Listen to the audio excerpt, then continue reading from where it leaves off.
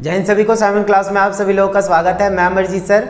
देखिए आज की वीडियो के अंदर हम लोग चैप्टर नंबर 8 करने वाले हैं, जिसका नाम है महासागर, अंतर समुद्री उच्चावच तथा महासागरीय जल का परिसंचारण। यानी कि हम इसमें जानने वाले हैं कि समुद्र के अंदर यानी कि उसके तल तक क्या क्या चीज़ें होती हैं और वो सारी चीज़ें पढ़ने वाले हैं। समुद्र के अंदर जो ज्वालामुखी होती है उसका क्या जो है उसके बारे में हम लोग जानेंगे यहाँ पे। तो जो हमारा 8 चैप्टर है, इससे पहले मैंने 7 चैप्टर अपलोड कर दिए हैं। जिन्होंने नहीं देखा वो चैनल की प्लेलिस्ट में जाकर जरूर देख सकते हैं। ठीक है, देखिए मैंने पहले ही कहा था आप लोगों को कि जैसा आपको चैप्टर लगता है, अच्छा है, कैसा है, क्या है, वो आप लोग जरूर बताया करें। ठीक है, कमेंट में बहुत सारे बच्चों को कमेंट आते हैं, अच्छा लगता है। तो जो देख रहा है वीडियो को तो वो प्लीज़ लाइक तो जरूर कर दें आप लोग, क्योंकि देखिए अगर सच में अच्छा लगता है तो करें लाइक, वरना कोई दिक्कत नहीं है। ठीक है, लेकिन हाँ अच्छा लगता है तो करके जरूर जाना। चैनल को जिसने अभी तक सब्सक्राइब नहीं किया वो जरूर कर लेना, क्योंकि आने वाली सारी वीडियोस आप लोग को मिलती रहेंगी। पर कब? जब बेल आइकन का बटन दबा के ऑल का बटन प्रेस कर लोगे। ठीक है ना। चलिए, तो इसके बाद जो है हम लोग जो है सारे चैप्टर कंटिन्यू करेंगे और जल्दी जल्दी जितने भी सब्जेक्ट बचे हैं, जैसे आपका इंग्लिश है, होम साइंस, देखो होम साइंस, ये सारी चीज़ जो है हम लोग कर लेंगे। ठीक है, चलिए हम लोग 8 चैप्टर करेंगे आज, बढ़िया तरीके से समझाऊंगा। आई होप सबको अच्छा लगेगा। ठीक है, चलिए स्टार्ट करते हैं। देखिए सबसे पहला जो हमारा क्वेश्चन है, इसमें आप लोग को अपने स्क्रीन पे दिख रहा होगा कि महासागरीय तल के प्रमुख उच्चावच लक्षणों का चित्र की सहायता से वर्णन करें। यानी कि हमें चित्र की सहायता से वर्णन करना है कि समुद्र के अंदर जो उच्चावच होते हैं, उच्चावच मतलब जो ऊंची नीचे जो पहाड़ हो गया या जो इसके अंदर जो ज़मीनें होती है समुद्र के अंदर, ये सारी चीज़ें हम लोग जानने वाले हैं इसके अंदर। ठीक है, और कितने प्रकार के जो है इसके अंदर चीज़ें देखने को मिलती हैं। समुद्र के नीचे पानी जो लेवल होता है पानी का, उसके नीचे क्या क्या चीज़ें होती हैं, वो सारी चीज़ें हम लोग इसमें जानने वाले हैं। ठीक है, बाकी यहाँ पे दिखा रखा है कि कैसे कैसे हमारा जो है कितने हिस्सों में कौन सा सागर बटा हुआ है। ठीक है, जैसे हमारा बात करते हैं इस हिस्से में जो है ये आपका ऑस्ट्रेलिया, वर्ल्ड मैप है। वर्ल्ड मैप के हिसाब से जानेंगे कि जो आपका इस हिस्से में पड़ता है ऑस्ट्रेलिया के जो इस साइड वाला, जो हमारा इधर भारत है, इस साइड वाला इलाका जो है जापान वगैरह, इधर के जो है सागर को क्या कहा जाता है? इसको प्रशांत महासागर कहा जाता है। ठीक है ना। ठीक है, अब भारत के जो नीचे वाला जो ओशियन है आपका सागर है, उसको कहा जाता है हिंद महासागर। तो वो 22% है। सबसे ज़्यादा आपका प्रशांत महासागर का इलाका है, ये समुद्र है प्रशांत महासागर, वो 49.4 है। ठीक है, उसके बाद आता है आपका अटलांटिक सागर। अटलांटिक सागर आपका इधर है, अमेरिका महाद्वीपों और अफ्रीका के बीच का जो समुद्री वो है हिस्सा है, उसको अटलांटिक जो है महासागर कहा जाएगा, जो 24.4% पानी है इसमें। और उसके बाद जो है महासागर, इसकी बात करें, ये जो आपका ग्रीनलैंड है उसके बगल में जो हिस्सा पड़ता है, ये वाला यूरोप के इस साइड वाला, ये वाला जो सागर है आपका, ये होता है आर्कटिक सागर। ठीक है, आर्कटिक महासागर जो है ये 4.2 है, ज़्यादा नहीं है, 4.2। तो टोटल अगर हम देखें तो लगभग 71% जो हमारे पृथ्वी पर क्या है, समुद्र हैं। आगे बात समझ में, 71% समुद्री जो है हिस्से हैं। तो सोचने वाली बात है। अब देखिए इतने बड़े लेवल पर समुद्र है तो हम उसको पढ़ेंगे तो ज़्यादा मजा आएगा। देखिए जरा, तो अगर हम देखें सबसे पहला जो हमारा क्वेश्चन है वो है महासागरीय जल के भीतर। देखिए अगर बात करें हम लोग इसकी, तो क्या बता रखा है, ध्यान सुनिएगा आप लोग। देखिए बोला जा रहा है महासागरीय जल के भीतर अनेक प्रकार की भू आकृतियां छिपी हुई हैं। ये मान लीजिए हमारा समुद्र है, पानी का लेवल मान लीजिए। ठीक है, ये चित्र में तो ऐसे ही दिखाया जाएगा ना, ये पानी का लेवल देखिए, तो इसके अंदर आपको क्या मिलेंगे, तटरेखा मिलेगी, उसके अंदर आपको अंतर समुद्री कटक मिलेंगे, ज्वालामुखी टाइप का भी कुछ हिस्सा दिखेगा। और इधर जो है ये सारी चीज़ हम जानने वाले हैं। पानी के नीचे जैसे जैसे बढ़ते जाएंगे वो गहराई बढ़ती जाती है ना, तो वो चीज़ तो दिमाग में ये रखिए। और फिर उसको आगे देखते हैं हम लोग। देखिए तो महाद्वीपों की भू आकृतियों से काफ़ी मिलती जुलती है। जैसे महाद्वीप होते हैं वैसे ही इनके अंदर भी देखने को हमें मिलता है। समुद्र के अंदर महासागरीय जल के नीचे पर्वत, पठार, पहाड़ियाँ। देखिए महासागर के अंदर भी पर्वत होते हैं, पहाड़ और पहाड़ियाँ, खाइयाँ और गड्ढे होते हैं। महासागर के अर्ध स्थल पर कई पाई जाने वाली ये आकृतियाँ अंतर समुद्री उच्चावच कहलाती हैं। यानी समुद्र के अंदर वाली जो है उच्चावच कहलाती है, यानी ऊंची नीची जो भी पहाड़ियाँ वगैरह होता है समुद्र के अंदर भी। अब मान लीजिए समुद्र के सामने आप खड़े हो, ठीक है, समुद्र का पूरा पानी डबाडब भरा रहता है, बहुत ज़्यादा मतलब भयंकर लगता है देखने में, मुझे तो बड़ा डर लगता है देखने में। ठीक है ना। जो देखा होगा समुद्र अपने नज़दीक से वो जरूर बताएं मुझे। ठीक है कमेंट में जरूर लिखें। तो ऐसा मानो आप सामने खड़े हो समुद्र के, समुद्र का सारा पानी गायब हो जाए, उसके अंदर आपको इतना दूर तक दिखेगा, बहुत दूर तक, और उसमें खाइयाँ दिखेंगी, पहाड़ दिखेंगे, ज्वालामुखी जैसा दिखेगा, और बहुत ही ज़्यादा जो है अलग अलग चीज़ें दिखेंगी अगर पानी खाली हो जाता है तो। सो डर लग जाएगा देख के, इतना ज़्यादा गहरा होगा वो, है ना। देखिए तो लेकिन स्टार्टिंग तो धीरे धीरे वो होती जाएगी, जैसे हम यहाँ से अभी जानेंगे स्थल खंड से नीचे नीचे बढ़ेंगे वैसे वैसे गहराई बढ़ती जाएगी, बिल्कुल गहरा भाग इसका ये होता है, ठीक है, कई किलोमीटर नीचे तक होते हैं वो। देखिए तो उसके बाद क्या है, तो इसी में बोला जा रहा है कि महासागरों के बेसिनों में को मोटे तौर पर 4 भागों में बांटा जाता है, जिसमें महाद्वीपीय निगमन तट, महाद्वीपीय निगमन तट जिसमें हम लोग ये पढ़ने वाले हैं, एक हिस्सा ये, दूसरा होगा महाद्वीपीय ढाल, इसमें हम लोग महाद्वीपीय ढाल के बारे में पढ़ेंगे। उसके बाद ढाल वगैरह क्या रहती है, जैसे ये है ना आपका ढाल, यहाँ पे अभी दूसरे वाले पिक्चर में दिखाऊंगा, महाद्वीपीय ढाल हो गया। उसके बाद है वितल मैदान, वितल मैदान क्या होते हैं, जैसे आपके यहाँ के कुछ मैदान होंगे वो वितल मैदान कहलाएंगे। और महासागरीय गभीर यानी महासागरीय गभीर क्या होता है, वो सारी चीज़ें हम इसके अंदर जो है अलग अलग चीज़ें करके पढ़ेंगे तो ज़्यादा अच्छे समझ में आ जाएगा, ठीक है। तो सबसे पहले तो हम उठाएंगे इसमें कि महाद्वीपीय निगमन तट। आखिर महाद्वीपीय निगमन तट क्या होता है, जैसे कि हम देखिए, एक तो बिल्कुल आपका ये स्थल हो गया, बिल्कुल स्थल खंड हो गया, जमीन हो गई यहाँ पे। यहाँ से जब कहानी शुरू होगी ना धीरे धीरे ये नीचे लेवल होता जाएगा, ये और नीचे, इधर और नीचे, और बढ़ते बढ़ते पूरा समुद्र के अंदर डबाडब आपको यहाँ से दिखेगा। ये पूरा जो हिस्सा है ये सब ये अंदर समुद्र के नीचे होगा, ठीक है। तो स्टार्टिंग तो यहाँ से होगी, तो ये चीज़ हमें याद रखना है। देखिए महाद्वीपीय तटरेखा से समुद्र की ओर धीरे धीरे ढाल बढ़ता जाता है, यानी महाद्वीपीय तटरेखा है ये, धीरे धीरे समुद्र ढाल बढ़ता जाएगा और ऐसे बिंदु पर पहुंचता है जहां पर ढाल बहुत ज़्यादा तीव्र हो जाती है। यही वाला हिस्सा है जो है यहाँ पर, यहाँ से नीचे ढलान होगा, ढलान ये दिख रहा है इलाका ऐसा, तो ये ढलान होगा और अचानक से भड़ाक से गिरेगा इसमें कोई भी, अगर पानी ना हुआ तो ढाल बहुत ज़्यादा तीव्र हो जाती है। और पर इसकी जो है ढाल ज़्यादा तीव्र नहीं होती ये महाद्वीपीय निगमन तट की। तो जलमग्न ढाल महाद्वीपीय निगमन तट कहलाता है। इसकी गहराई 120 से 370 मीटर तक होती है, यानी कि इसकी जो गहराई है पानी से लगभग नीचे जो है 120 से 370 मीटर, किलोमीटर नहीं मीटर, एक किलोमीटर में 1000 मीटर होता है, आप अनुमान लगा लें कितना होता है। तो यहाँ पे क्या है 120 से 370 मीटर जो है नीचे रहेगा, ठीक है। उसके बाद अगर देखा जाए इसी में आ रहा है, देखिए अब यहाँ पे अच्छे तरीके आप लोग समझ लाएंगे। देखिए महाद्वीपीय ढाल किसे कहते हैं, महाद्वीपीय ढाल क्या यहाँ पे क्या बोला जाएगा, देखिए तो जैसे कि अभी मैंने बताया था महाद्वीपीय निगमन तट, ये वाला जो है ये महाद्वीप है, मान लीजिए ये आपका स्टार्टिंग हो गई, ये महाद्वीप हमारी जमीनी हो गई, यहाँ से पानी स्टार्ट होगा, ये देखिए यहाँ से पानी स्टार्ट है, ये पूरा पानी का इलाका, ये तो बस ऐसे दिखा रखा है ना, पूरा पानी भरा हुआ है और नीचे नीचे क्या क्या चीजें होंगी वो बता रखा। तो सबसे पहले आता है महाद्वीपीय निगमन तट, पानी का लेवल यहाँ है और ये इतना, यहाँ से ये वाला जो हिस्सा ना यहाँ से लेकर यहाँ तक का ये महाद्वीपीय निगमन तट है, ठीक है। इसकी ज्यादा गहराई नहीं होती, लगभग 120 मीटर से 370 मीटर तक जो है जाएगा। पर उसके बाद आता है कि महाद्वीपीय ढाल, ये देखिए ढाल है ना, धड़ाक से नीचे जा रहा है, बिल्कुल ये बिल्कुल ऐसे भसक गया है जैसे नीचे है ना, तो ये पूरा ये वाला हिस्सा ये है। अब ये जो ढाल गया है इसको हम ये बोलेंगे, देखिए बोला जा रहा है महाद्वीपीय निगमन तट के समुद्री छोर की ओर समुद्र ढाल काफी तीव्र हो जाता है, यानी इससे लगकर ये वाला जो हिस्सा है बहुत ज्यादा ढाल बन जाता है। समुद्री तल का यह अत्यधिक तीव्र ढाल वाला भाग जो महाद्वीपीय निगमन तट और समुद्री तल की सीमा बनाता है, यही तो सीमा बना रहा है इसमें, आर्यभट्ट में। देखिए महाद्वीपीय ढाल कहलाता है, इसकी गहराई 180 मीटर से 360 मीटर तक होती है। इसकी जो गहराई है, यहाँ तक की जो गहराई है वो जो है क्या होती है 360 मीटर तक होती है। कुछ स्थानों पर जैसे फिलीपींस, कुछ स्थानों पर जैसे हम फिलीपींस की बात करें, देखिए वर्ल्ड मैप के हिसाब से मैं आप लोग को समझाता जाऊंगा, ज़्यादा मजा आएगा।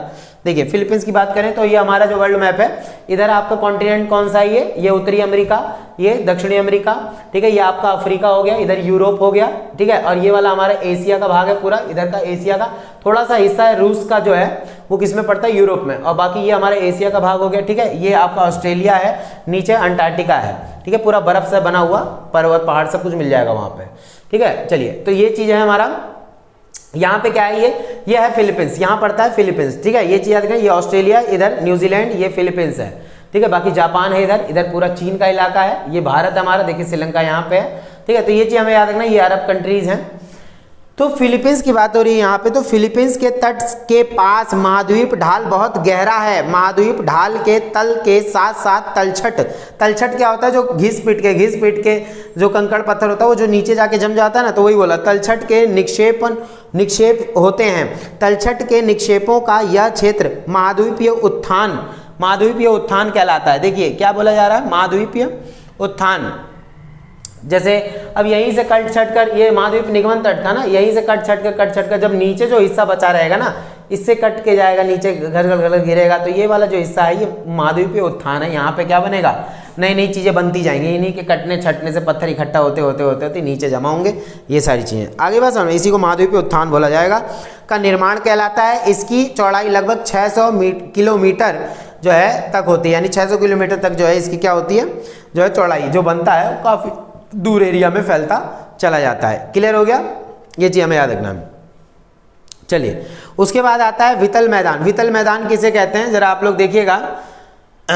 वितल मैदान का अगर हम बात करते हैं, देखिए वितल मैदान अगर हम बात करें, यहाँ तो वैसे नितल दे रखा है, तो नितल मैदान की, नितल को ही जानेंगे हम लोग। ये काफ़ी नीचे होता है, काफ़ी नीचे, जैसे ये बताया था निगमन तटीय रेखा, ये ढलान वाला होता है, और ये तलछट वगैरह जो है यहाँ इकट्ठा होता है, और ये होता है काफ़ी ज़्यादा नीचे होता है नितल मैदान। जैसे वितल, इसमें नितल मैदान गहरे, यहाँ नितल होगा, ठीक है, तो नितल मैदान गहरे विशाल मैदान है। ये जो होते हैं काफ़ी ज़्यादा विशाल मैदान होते हैं, नीचे काफ़ी ज़्यादा चले जाते हैं, और प्रमुख भाग होते हैं। इनकी गहराई लगभग 300 से 600 मीटर तक होती है, और इनमें व्यापक रूप से समुद्र पठार, इसके अंदर क्या आ जाते हैं, आपके पठार वगैरह आ जाएंगे। उसके बाद पहाड़ियाँ, गैयाट और समुद्री पर्वत, अभी मैं बताऊंगा क्या होता है उसमें। नितल मैदान, ये जो है नितल मैदान का तलछट से भरा हुआ महाद्वीपों के निकटवर्ती मैदान अधिकांश तलछट से भरे हुए होते हैं। मतलब ये जो नितल मैदान होता है ना, ये काफ़ी ज़्यादा तलछट से भरा होता है। तलछट से ऊपर कट के आएगा, यहीं से यहाँ ढलान से कट के आएगा, इसमें जमा हो जाए, नीचे जाके काफ़ी ज़्यादा जमा। लेकिन जिन समुद्रों में जीवों की अत्यधिक वृद्धि होती है उन पर तलछट की मोटी परत होती है। यहाँ यहीं पर तो सारे जीव अपना खाना पीना करते हैं, जो भी पौधे वगैरह समुद्र में भी तो उगते हैं, तो ये चीज़ें। इस तलछट का निर्माण समुद्री जीवों के जो है अस्थि पंजर से होता है, यानी कि ये जो यहाँ पे पौधे वगैरह जो भी उगते हैं ना, वो मछली की हड्डियाँ, कांटे वगैरह जो होते हैं, जो समुद्री जीव मरे होते हैं, वो यहीं पड़े रहते हैं, उन्हीं से धीरे धीरे जो है ये बनता है। तो इन्हें उज कहते हैं। इन्हीं को क्या कहा जाता है, उज कहा जाता है। यहाँ पे जो अस्थि पंजज लिखा हुआ है ना, अस्थि पंजर लिखा हुआ है, तो उसका मतलब होता है हड्डियों का ढांचा, जो या हड्डी वगैरह जो है इसी में चिपक जाती है, बहुत सारी चीज़ें उन्हीं से निर्माण होता है। तो उन्हें क्या कहा जाता है, उज कहा जाता है। क्या बोलते हैं, उज कहा जाता है, ठीक है। तो जहां उज नहीं बनता उन तलछटों को लाल जो है संधु पंख कहते हैं। जहां पे ये तलछट नहीं जमते, उन जहां पर नहीं है मान लीजिए, तो उसको बोला जाएगा जो है लाल संधु पंख। क्लियर है इतना, ठीक है। उसके बाद आता है महासागरीय गभीर। महासागरीय गभीर किसे कहते हैं, जरा ध्यान सुनिएगा। महासागरीय गभीर ये क्या है, तो महासागरीय गभीर या अर्धस्थल महासागर का सबसे गहरा भाग है। ये क्या है, महासागर का सबसे गहरा भाग होता है, सबसे नीचे, ये इन सबके नीचे, सबसे नीचे ये चल जाता है। समुद्र का पानी ये ऐसे लेवल पर गया है, तो ये सबसे नीचे वाला भाग क्या कहता है, अंतर समुद्री गत्र कहलाता है, अंतर समुद्री गत्र भी कहते हैं। और महासागरीय अर्धस्थल पर लंबी तीव्र ढाल वाली संकरी खाइयाँ होती हैं। यही देखिए, यहाँ से उतरेंगे तो खाई मिलेगी आपको बहुत ज़्यादा गहरी, फिर वो ऊपर चढ़ेगी, तो पानी का तो लेवल सबको भरते हुए जाता है ना। यही खाई यहाँ से जो है कई बार चटक के आगे, इसके बगल में ज्वालामुखी वगैरह रहती है, उन्हीं ज़्यादातर ज्वालामुखी के बगल में ये वाली खाइयाँ बनती, जिसे बोलते हैं अंतर समुद्री गत्र। ठीक, गत्र यानी खाली जगह देखने को मिल रही है हमें।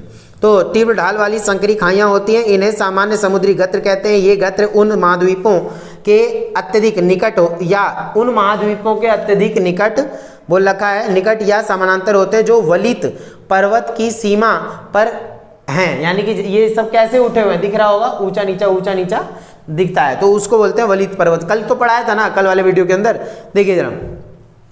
तो ये चीज़ है, ये गत्र प्राय ज्वालामुखी और भूकंपीय हलचलों वाले क्षेत्रों के निकट पाए जाते हैं। यानी ज्वालामुखी और कुछ हलचल जहाँ पे ज़्यादा होती है, धड़ धड़ जब ज्वालामुखी फटता है, तो देखा होगा आपने, जो है वहीं पर ये वाली चीज़ें उत्पन्न होती हैं। खाइयाँ टाइप का उत्पन्न, जो खाई, ये छोटा मोटा गड्ढा नहीं होता, कई मीटर तक नीचे तक चला जाता है, चटक जाता है सब कुछ समुद्र के अंदर भी, तो वही खाई जैसा निर्माण करते, इसी को बोलता है समुद्री अंतर समुद्री गत्र। ठीक है, तो यही गंभीर कहलाता है, यही चीज क्या कहलाता है, गंभीर कहलाता है। क्लियर हो गया ना सबको। चलिए उसके बाद आता है यहाँ पे हमारा नेक्स्ट क्वेश्चन, अगर समझ में आ गया तो आप लोग जरूर बताना, ठीक है ना। चलिए उसके बाद आता है यहाँ पे हमारा नेक्स्ट क्वेश्चन क्या है कि महाद्वीपीय निगमन तट किसे कहते हैं। अब क्या हमें पढ़ना है कि महाद्वीपीय निगमन तट एवं महाद्वीपीय ढाल में अंतर क्या है। आने वाले बड़े क्वेश्चन इन्हीं से ही बनेंगे अच्छे तरीके से, जिसने समझ लिया वो चैप्टर क्लियर हो जाएगा उसका। आगे बात समझ में, देखिए तो महाद्वीपीय निगमन तट या महाद्वीपों का वह जलमग्न, देखिए सबसे पहले आप लोगों को क्वेश्चन दिख ही रहा होगा, चार्ट में दिखा रहा हूं आपको। तो हम पहले महाद्वीपीय निगमन तट की बात करते हैं, हम पहले इसकी बात करेंगे महाद्वीपीय निगमन तट की। पहले देख लो अब कैसा होता है, यहाँ पानी का लेवल यहाँ से होता है, यहीं से स्टार्ट है पानी का लेवल। तो जो है अब ये तो स्थल खंड हो गया, जमीनें हो गई, यहाँ से पानी समुद्र का पानी एक और जो है दिखता है, यहाँ शुरू होता है। तो ये ज़्यादा ढलान नहीं होती, यहाँ तक तो हम नहाते ही हैं, पता चला होगा कि जो हम नहाते हैं पानी में, ठीक है, गोवा वाले बीच पे, तो वो वाला है देखिए तो ये वाला हो गया, इसे हम बोलेंगे निगमन तट। तो आखिर इसके बारे में देखते हैं हम क्या है ये। पहले निगमन तट पढ़ लेते हैं, फिर दूसरी ढाल वाला पढ़ेंगे, महाद्वीपीय ढाल वाला वो मामला अलग पढ़ेंगे, ठीक है ना। देखिए तो क्या है, महाद्वीपीय निगमन तट महाद्वीपों का वह जलमग्न भाग है जो तट रेखा से समुद्र की ओर धीरे धीरे नीचा होता चला जाता है। ये धीरे धीरे समुद्र की ओर नीचा होता जाता है, ठीक है। यह समुद्री तट और महाद्वीप ढाल के मध्य स्थित है। समुद्री तट और महाद्वीपीय ढाल उसके बीच में स्थित होता है। समुद्री तट और महाद्वीपीय ढाल के बीच में जो है ये हिस्सा होता है। इसका ढाल बहुत मंद होता है, धीरे धीरे आगे बढ़ता है, धीरे धीरे ऐसे जाएगा, ऐसे अचानक से ऐसे नहीं हो जाएगा, ऐसे धीरे धीरे सरकते हुए जाएगा नीचे तक, है ना, इसलिए। उसके बाद है यहाँ पे दे रखा है कि इस पर जो है कैनियन और गत्र बहुत कम पाए जाते हैं, यानी गत्र वगैरह तो काफ़ी ज़्यादा नीचे होते हैं ना, काफ़ी इन पे नहीं होते, इन पे कोई चटक पटक नहीं होती उतनी ज़्यादा, काफ़ी अंदर होती हैं चटक। उसके बाद क्या है, इस पर अवसादों के निक्षेप पाए जाते हैं जिसमें बजरी बालू मिट्टी होती है, इन्हीं पर ही बजरी बालू वगैरह सारा होता है, ठीक है। ये चीज़, ये संसार के प्रमुख मत्स्य क्षेत्र होते हैं, इन्हीं में ही मछलियाँ पकड़ी जाती है। मछली यहाँ नहीं चले जाओगे पकड़ने, ये तो बहुत अंदर चला जाएगा। मछलियाँ वगैरह इनमें ही आपको देखने, छोटी छोटी जो है बीनने जाते हैं, काफ़ी आगे तक होता है, ये नहीं कि थोड़ी दूर पे खत्म हो जाएगा, ये चीज़ है। चलिए उसके बाद आता है महाद्वीपीय ढाल। ढाल किसे कहते हैं आप लोग देखिए जरा, इसमें क्या बोला जा रहा है,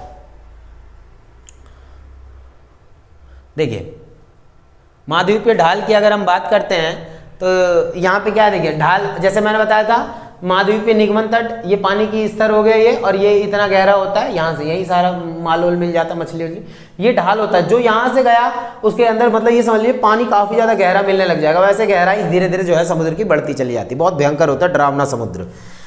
देखिए तो समुद्री, मेरे को तो समुद्र से बहुत ज़्यादा डर लगता है, मतलब ये हो गया पानी से काफ़ी होता है ना, काफ़ी ज़्यादा पानी देख लिया तो डर लगता है, तो बहुत से बच्चों को लगता भी होगा।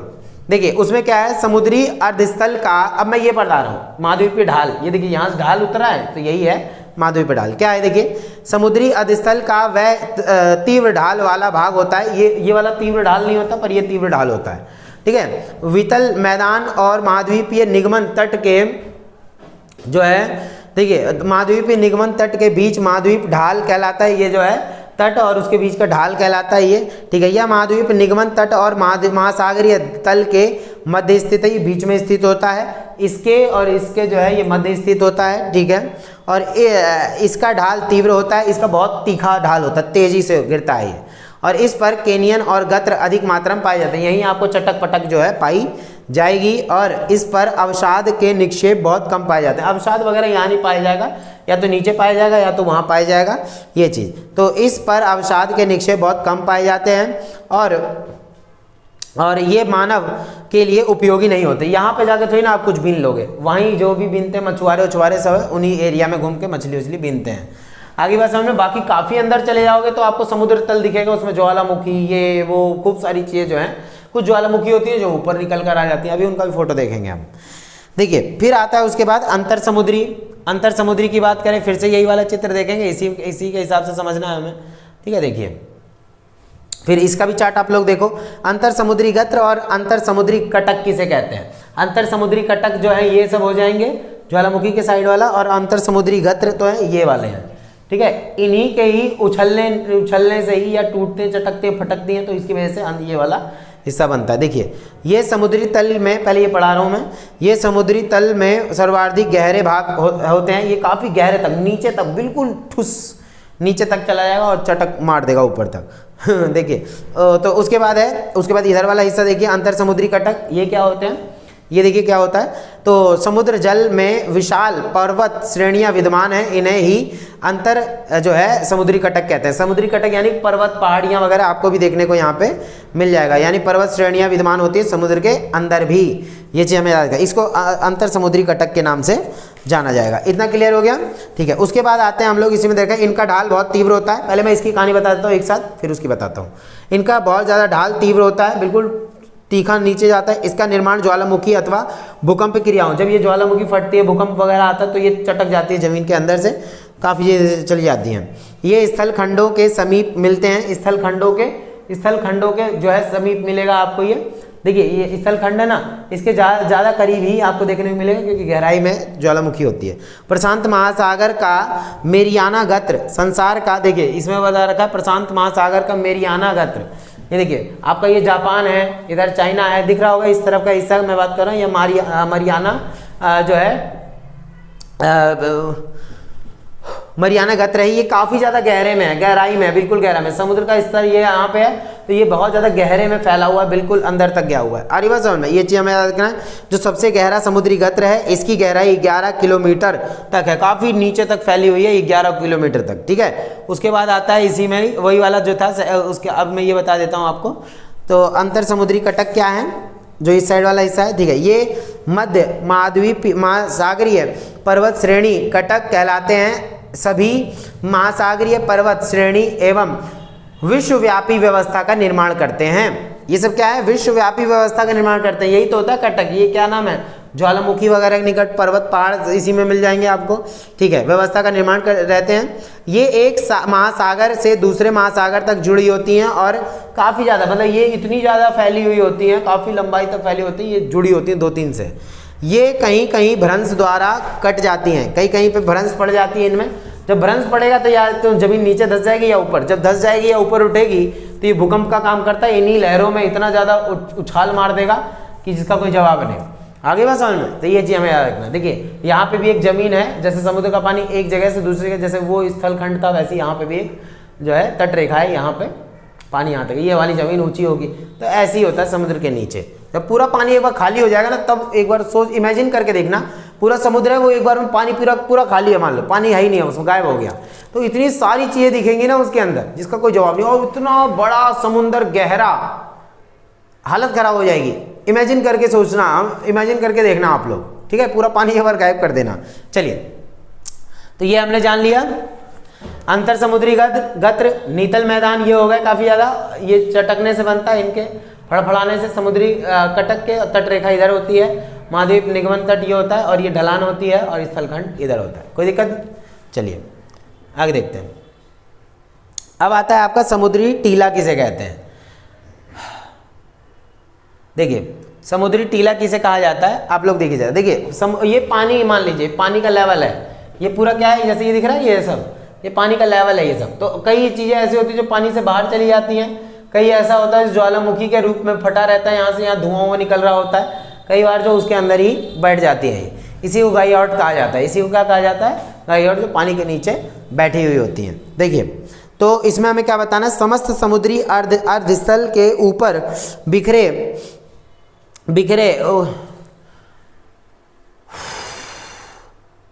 देखिए क्या दे रखा है, हाँ देखिए, समस्त समुद्री अधस्थल के ऊपर बिखरे हुए हजारों जलमग्न ज्वालामुखी, यानी कि कई तो ज्वालामुखी इसके पानी के अंदर ही दफन है।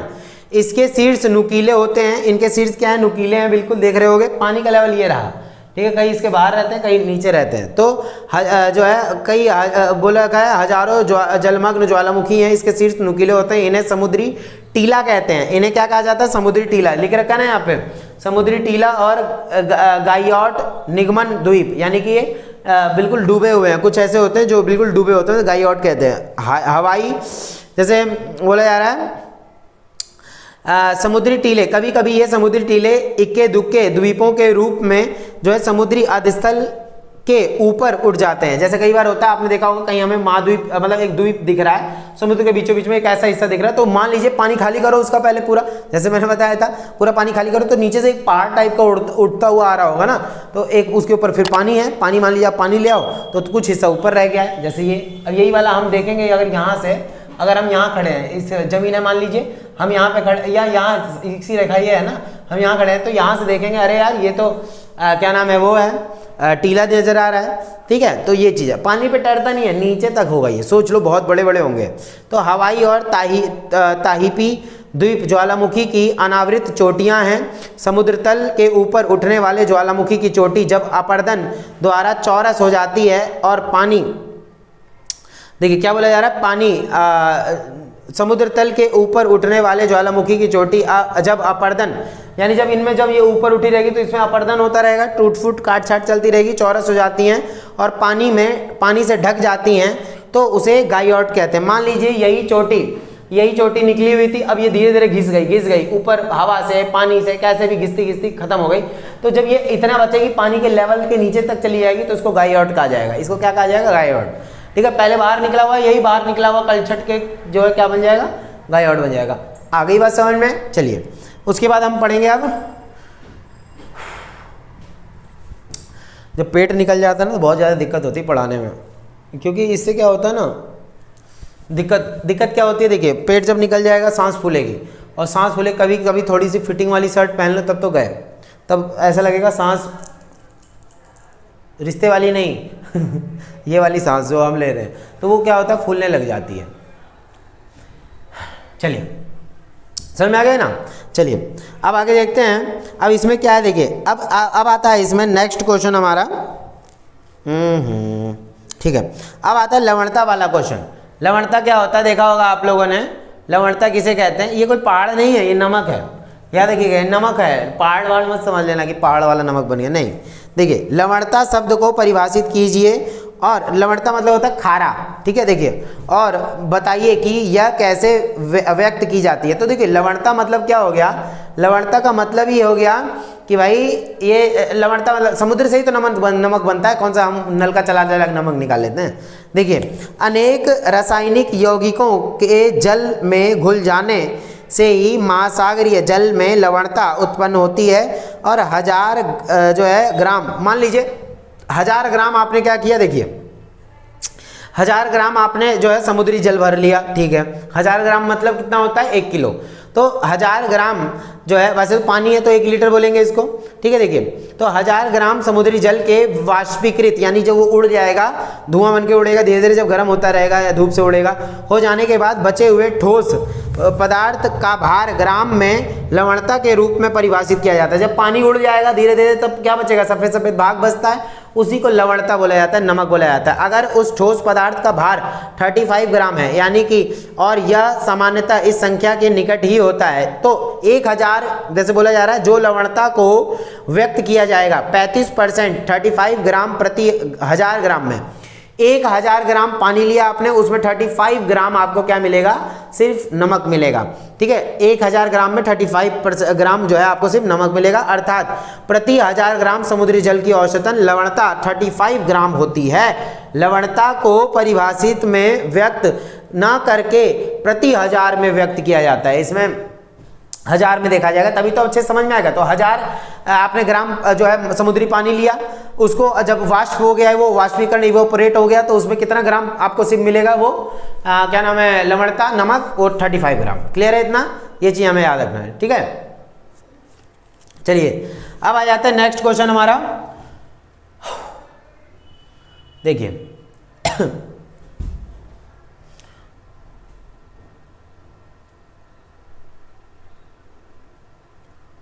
अरे यार क्या हो रहा है,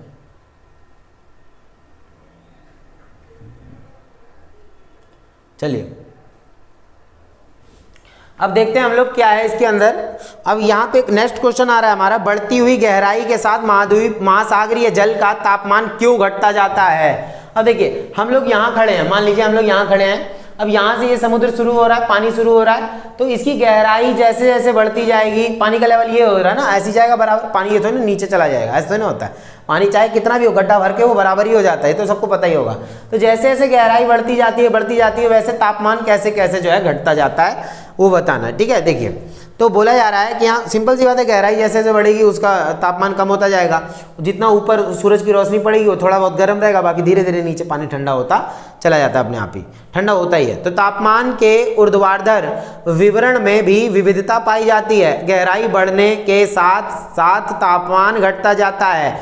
यह इसलिए होता है क्योंकि महासागरीय जल का ऊपरी भाग अधिकतम सूर्यताप प्राप्त करता है। जो पानी का ऊपरी हिस्सा है ना वो सूर्यताप प्राप्त करेगा, है ना।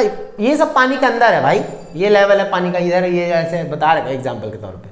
ये जितना भी देखिए ऊपर जब धूप पड़ेगी तो गर्म रहेगा, वैसे जैसे जैसे धीरे धीरे नीचे जाते रहेंगे वो पानी गर्म होता रहे, ठंडा मिलेगा हमें। सूर्य की किरणों जैसे जैसे अंदर प्रवेश करती है तो प्रकीर्ण परावर्तन तथा विसरण के कारण उनकी शक्ति घटती जाती है। हालांकि तापमान की यह ह्रास दर सभी गहराइयों पर एक समान नहीं होती। लगभग 100 मीटर की गहराई तक जल का तापमान सतह के तापमान के बराबर रहता है। लगभग 100 मीटर तक नीचे जाओगे तो दिखेगा हाँ भाई इतना ही गर्म है जितना ऊपर था, जबकि 1800 मीटर तक नीचे यानी 1800 मीटर तक चले जाओगे नीचे तो तुमको 15 डिग्री सेल्सियस तापमान वहाँ का पानी का मिलेगा। और नीचे जाओगे तो आपको लगभग जो है 1800 से 4000 मीटर तक नीचे चले जाओगे तो आपको लगभग 2 डिग्री सेल्सियस आपको तापमान मिलेगा, 1.6 डिग्री सेल्सियस ठंडा पानी, बिल्कुल ठंडा पानी चिल्ड सबसे नीचे तक जाकर मिलने लग जाएगा। आगे बात समझ में, तो ये चीज़ हमें याद रखना है, कोई दिक्कत, ठीक है। तो जैसे जैसे तापमान क्यों घटता जाता है नीचे, क्योंकि ऊपर सूरज की रोशनी पड़ती है और नीचे तक नहीं पहुंच पाती, तो वैसे वैसे 4000 मीटर तक चले जाओगे तो बिल्कुल चिल्ड पानी मिलेगा, ठीक है। समुद्र में नहा के नमकीन हो गई और कुछ नहीं। चलिए अब हम पढ़ेंगे इसमें नई चीज़ें। नई चीज़ क्या है भाई साहब, देखिए जरा, ये है समुद्री लहरें, इतनी खतरनाक होती है, इसमें डर के मारे आदमी पगला जाएगा। आगे बात समझ में, देखिए ये देखिए मैं समुद्र में तैर रहा हूँ, वाओ देखिए जो समुद्र में नहाया होगा ना उसको पता होगा कितना ज़्यादा भयंकर होता है, लहरें उठा ले जाती हैं अंदर, मज़ा आता है बिल्कुल है। देखिए अब आता है इसमें ज्वार भाटा किसे कहते हैं। ज्वार भाटा से आप क्या समझते हैं वो हम जानने वाले हैं, ढंग से आप सुनिएगा। देखिए तो ज्वार भाटा किसे कहते हैं, देखिए ज्वार भाटा पहले तो मैं इजी वे में आपको बता देता हूँ। ज्वार क्या होता है, जब पानी का लेवल ऊपर उठता है तो ज्वार, जब पानी का लेवल नीचे जाता है तो भाटा। यानी कि जब समुद्र, मान लीजिए समुद्र है, समुद्र का जैसे आप यहाँ खड़े हैं, समुद्र का पानी आगे तक आ गया है, कई बार ऐसा होता है वो काफ़ी ज़्यादा आगे तक बढ़ जाता है पानी, यानी कि उसकी डेंसिटी बढ़ गई, यानी ऊपर उठने लग जाता है पानी, यानी ग्रेविटेशनल फोर्स भी लगता है, जैसे चांद और सूरज की वजह से भी पानी ऊपर उठता है, क्योंकि बहुत बड़े एरिया में है ना।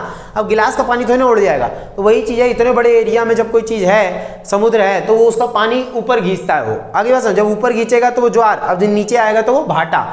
इतना क्लियर है। ये सूर्य और चंद्रमा की वजह से होता है। पानी जब समुद्र में लहरें उठती हैं इतनी भयंकर, बहुत भयंकर, तो वो काफ़ी हाई उस पे होती है, ग्रेविटी पे होती है। वो कैसे होता है अभी हम जानेंगे। देखिए तो ज्वार भाटा क्या है, समस्त विश्व में समुद्र तल के साथ साथ समुद्री जल विभिन्न स्थानों पर विभिन्न दर से ऊपर उठता है। भाई अलग अलग जगहों पे अलग अलग उठता है, ऐसे ऐसे होता है।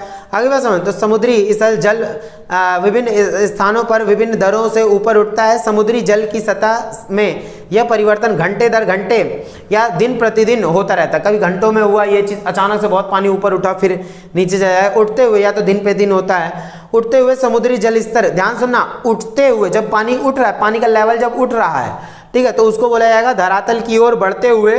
जो धरातल की ओर यानी कि जैसे वहाँ समुद्र का वो है, अब ये इधर की तरफ आ रहा है, आपकी तरफ आ रहा है, यानी कि जब पानी का लेवल बढ़ता जाएगा ऐसा लगेगा कि वो ऊपर खींच रहा है, इधर आ रहा है, आगे आ रहा है, तो उसको बोला जाएगा ज्वार, ठीक है। पर यही जो पानी है अब ये गिरते हुए दिख रहा है आपको, आगे उधर दूर जाते हुए दिख रहा है आपको, पानी का लेवल नीचे जाते हुए दिख रहा है, उसको बोला जाएगा भाटा।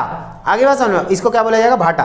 कभी समुद्र के सामने खड़े हो ना तो ऐसा लगता पूरा, ऐसा लग रहा है ऊपर ही गिर जाएगा, है ना, इतना भरा हुआ डबडबा सा लगता है। तो कभी ऊपर उठा हुआ नजर आता है, कभी बिल्कुल नीचे सा दिखता है, तो बड़ी भयंकर लगता है, डरावना लगता है देखने में। तो यह भाटा कहलाता है जब नीचे की ओर जाता है। तो जल सागरीय बाढ़, तो ये मैंने बता दिया आपको। उसके बाद कुछ चीज़ें दे रखी हैं, आप लोग थोड़ा पढ़िएगा भी इसको। उसके बाद क्या, ज्वार भाटा उत्पन्न होने के कारण, आखिरकार ज्वार भाटा कैसे उत्पन्न होता है, तो गुरुत्वाकर्षण शक्ति सूर्य चंद्रमा की, देखिए यहाँ पे क्या बोल रखा है, याद रखिएगा। देखिए सिंपल सी बात क्या है, मान लीजिए आपका सूर्य है, पहले इसको आप जानिए जरा, पहले नीचे अलग जानते हैं। मान लीजिए सूरज है, अब सूरज क्या होता है, इसके चांद है और इधर ये पृथ्वी है। अब क्या होगा कि जब सूरज और चांद, देखिए सूरज के हम चक्कर लगाते हैं, पृथ्वी क्या करती है, सूरज के चक्कर लगाती है, और चांद जो है वो पृथ्वी का चक्कर लगा रहा होता है, हालांकि उसका भी लग जाएगा। तो ये चीज क्या है, तो यहाँ पे क्या है, जब सूरज और चांद एक दिशा में हो, बराबर दिशा में पहुंच जाओ पृथ्वी के, तो यहाँ पर क्या लगेगा, बहुत ज्यादा ये खींचेगा। ग्रेविटी इनमें भी होती है, उसमें भी है, लेकिन ज्यादा ये क्यों खींचेगा, क्योंकि पृथ्वी के पास कौन सा है, चंद्रमा है। तो चंद्रमा जब अपनी ओर पानी को खींचता है, और जब ये सूरज भी उसी के सामने और चंद्रमा भी उसी के सामने, तो क्या होता है, पानी बहुत तेजी से खींचेगा ये, तब तो बिल्कुल ऐसा हो जाता है, डबडबा सुनामी टाइप की नजर आती है, आ रही हो ना। तो इसको बहुत ज्यादा ग्रेविटी नजर आने लगेगी हमें, इसी को बोला जाएगा, जब ये अपनी ओर खींचेगा बहुत ज्यादा, एक टाइम ऐसा आ जाएगा तो उसको ज्वार बोला जाएगा। और जब जो है ये अपने पीछे की ओर जाएगा, पानी जब नीचे की ओर जाएगा, पृथ्वी से ऐसे मतलब और ज्यादा सटता रहेगा, उसको भाटा बोला जाता है। तो इसी के वजह से जब दोनों एक दूसरे के सामने होंगे, तो यहाँ पर बहुत भारी मात्रा में क्या उत्पन्न होती है, लहरें उठती हैं। जब सूरज और चांद पृथ्वी के बिल्कुल सीध में हो, तो इसमें क्या उत्पन्न होती है, बहुत भयंकर ज्वार भाटा उत्पन्न होती है, ठीक है। और कई बार ऐसा होता है कि सूरज उधर है और चांद इधर है, तो चांद के हिसाब से ही जो है ज्यादा ग्रेविटी, सूरज भी खींचेगा ऐसी बात नहीं है, लेकिन चांद ज्यादा खींचेगा, क्योंकि पृथ्वी के निकट कौन है, चांद है। सूरज भी खींचेगा पर उतना ज्यादा नहीं खींच पाएगा। अगर यही यहाँ आ जाए तो ये पानी इधर चला जाएगा, ये कम हो जाएगा, इधर का हिस्सा कम, जैसे यहाँ कम हुआ उधर खींच लिया। तो ये चांद के हिसाब से और सूरज के हिसाब से ही ज्वार भाटा आता है, ये चीज आप लोग को याद रख ली है। पानी का लेवल ऊपर नीचे इतनी भयंकर तरीके से कैसे होता है, तो इन्हीं की वजह से होता है। इसी को ज्वार भाटा, ऊपर उठा तो ज्वार, नीचे गया तो भाटा, आगे बढ़ा तो ज्वार, इधर आया तो भाटा। यानी कि जब समुद्र के बाहर तक पानी आता जा रहा है, बहुत ज्यादा बढ़ गया, तो वो ज्वार है, और जब उसमें चला गया तो एक तरीके से भाटा है। क्लियर हो गया इतना? चलिए ये चीज है, बाकी इसका मैं क्वेश्चन आप लोग को दिखा दूंगा, आप लोग इसको तैयारी कर लें। उसके बाद आता है, यही मैंने बताया, नेक्स्ट क्वेश्चन है, चित्र की सहायता से जो है उच्च ज्वार निम्न ज्वार बताएं। देखिए चित्र की सहायता से हमें क्या बताना है, उच्च ज्वार। देख रहे हैं समुद्र की लहरें कितनी ज्यादा उठ रही है, ये वाली होती है भयंकर, यही है ज्वार भाटा तगड़ा वाला। देख रहे हो कितना बड़ा समुद्र, वाह, देख के मजा आ जाता है, ठीक है। चलिए तो ये चीज हमें याद रखनी है। देख रहे हैं पानी का किस तरीके से है, ये सतह होती है, यहाँ खड़े रहोगे, जब पानी का लेवल बहुत ज्यादा आगे तक बढ़ जाएगा ना, यही उठ जाता है बिल्कुल, तो इसी को बोला जाता है ज्वार। और जब ये वापिस चला जाएगा, ठीक है, कम हो जाएगा जब, तो इसको भाटा बोला जाता है। क्लियर हो गया इतना? तो ये चीज हमें याद रखनी है, ज्वार भाटा। चलिए इसके बाद देखते हैं हम इसमें, यही मैंने जो आपको बताया था अभी, तो इसी को देखिए, इसी को बोला जाता है वृहद तथा लघु ज्वार भाटा। देखिए वृहद लघु ज्वार भाटा क्या होता है, जब ये जब चांद पृथ्वी के इस दिशा में हो और सूरज उस दिशा में, तो यहाँ पे ज्यादा कुछ वो नहीं होगा, इसको लघु जो है क्या बोला जाएगा, लघु ज्वार भाटा कहा जाएगा। पर इस वाली व्यवस्था को जो है वृहद ज्वार भाटा, यानी कि भयंकर, इसमें काफी बड़ा ज्वार भाटा आया हुआ है। वो कैसे आया, तो वो आपको जो है क्वेश्चन में एक बार पढ़ लेना, बहुत ईजी है, तुरंत समझ में आ जाएगा। आगे बार समझ में टफ होता तो मैं तुरंत बता देता, ठीक है, इजी है, तुरंत समझ में आ जाएगा। गुरुत्वाकर्षण बल, ग्रेविटेशनल फोर्स की वजह से जब सूरज और चांद एक दिशा में हो, पृथ्वी के एक बिल्कुल सीधे में आ जाए, तब ये मान लीजिए कि वहां पे भयंकर जो है ज्वार भाटा आने वाला है, क्योंकि सूरज भी खींचेगा और ये चांद भी खींचेगा पानी की ओर, अपनी ओर। चलिए उसके बाद ये हमने जान लिया, ठीक है। तो कुछ प्रशांत महासागरों के बारे में बता रखा, लास्ट क्वेश्चन हम देखेंगे। इसमें क्या दे रखा, देखिए जरा ध्यान सुनिएगा।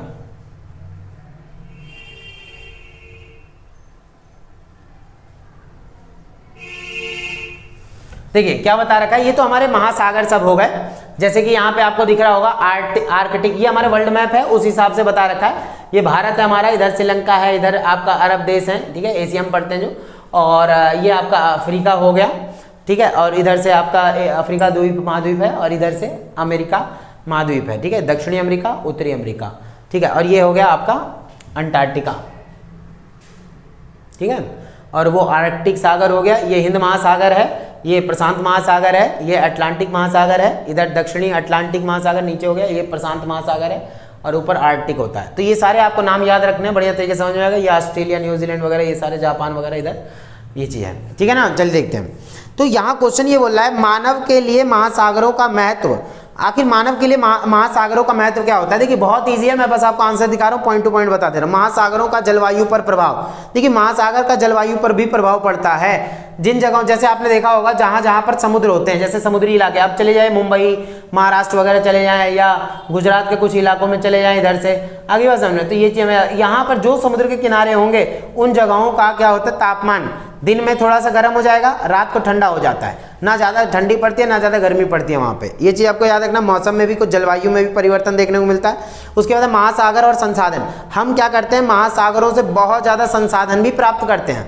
संसाधनों के तौर पे कैसे, अब हमने बोल दिया भाई कि जैसे मानव के लिए महासागर, खाद्य पदार्थ कैसे कि हमें मछलियाँ वगैरह मिल गई, बहुत सारी चीज़ें, समुद्री पौधे और जीव जंतु मिलकर जो है एक विशाल संसाधन के रूप में मनुष्य को खाद्य सामग्री, कृषि के लिए उर्वरक तथा कई उद्योगों के लिए कच्चा माल का जो है निर्माण। तेल वगैरह भी मिलता है महासागरों में, सऊदी अरब चले जाओ वहाँ समुद्र से भी तेल खींचते हैं बाहर, ये चीज़ है। ऊर्जा के भंडार के रूप में, जैसे महासागरीय ऊर्जा संसाधन के विभिन्न रूप में ज्वारीय ऊर्जा, भूतापीय ऊर्जा तथा महासागरीय जल के तापमान से प्राप्त ऊर्जा पाए जाते हैं। यानी कि यहाँ से क्या होता है, हम लोग काफ़ी ज़्यादा संसाधन जो है पानी से, समुद्र से अंदर बहुत ज़्यादा इसके जो है प्राप्त होता है। कुछ ज़मीनी क्षेत्रों से हम प्राप्त कर लेते हैं तेल वगैरह, कुछ हम बाहरी क्षेत्रों से प्राप्त कर लेते हैं, ठीक है। उसके बाद है परिवहन तथा व्यापार। अगर हमें यहाँ से इधर जाना है तो हम एरोप्लेन, बाय एरोप्लेन भी जा सकते हैं और बाय शिप भी जा सकते हैं। आगे बात समझ में, तो ये परिवहन तथा व्यापार के बारे में बता दिया है, ठीक है। लास्ट है महासागर और खनिज संसाधन। इसी के अंदर हमें जो है पेट्रोलियम वगैरह भी मिल सकता है, ऊर्जा के संसाधन भी हमें मिल सकते हैं। बाकी आपको मैं आंसर दिखा दे रहा हूँ, एक बार जब पढ़ लोगे ना इनको तो भी क्लियर हो जाएगा, कोई इतना हार्ड नहीं। अगर होता हार्ड तो मैं आप लोगों को पहले ही बता दिया होता। आगे बात समझ में, देखिए आई होप सबको समझ में आया होगा अच्छे तरीके से। बाकी अगर आप लोग को चैप्टर अच्छा लगा हो तो प्लीज़ वीडियो को लाइक जरूर कर देना और कमेंट करके आप लोग बता देना कि वीडियो आपको कैसी लग रही है, ताकि मेरे को और ज़्यादा वीडियोस बनाने में बहुत अच्छा लगे। और कई बच्चों को कमेंट भी आते हैं तो वो देख करना बहुत ज़्यादा अच्छा लगता है, क्योंकि आप लोग भी जानते हैं कौन मेहनत करता है, कौन क्या कर रहा है अच्छे तरीके से, ठीक है। और मैं ये नहीं कहता कि क्या नाम है कोई गलत है कौन सही है, बस आपको अच्छे से समझना पड़ेगा कि पढ़ाई क्या होती है। क्योंकि जितना आप अच्छे तरीके से समझोगे, पढ़ोगे, डीप नॉलेज लोगे ना, ऊपर से बहुत से लोग पढ़ा रहे हैं, पर क्या होता है आपको अच्छे तरीके से समझना है। जब अच्छे तरीके से समझोगे जब भी तो बाद में काम आएगा, वरना फिर जाकर अलग से क्लास लेनी पड़ेगी। एक ही बार में सब अच्छे तरीके से पढ़ लिया है तो फिर क्या दिक्कत है। आगे बस में ये सारी चीज़ आप लोग को पता है। और रही बात वीडियो लंबी होने की, तो बहुत से बच्चे कमेंट कर रहे हैं सर वीडियो इतनी लंबी हो रही है। आप लोग खुद जानते हैं, मैं बार बार नहीं बोलूँगा, सब बहुत बार बोल दिया मैंने, परेशान हो गया हूँ बोल बोल के। वीडियो लंबी चली जाती है, आप लोग के सामने ही हो रहा है हर चीज़। आगे बात सुन, चलिए अब हम मिलेंगे नेक्स्ट वीडियो के अंदर। तब तक के लिए जय हिंद, जय भारत।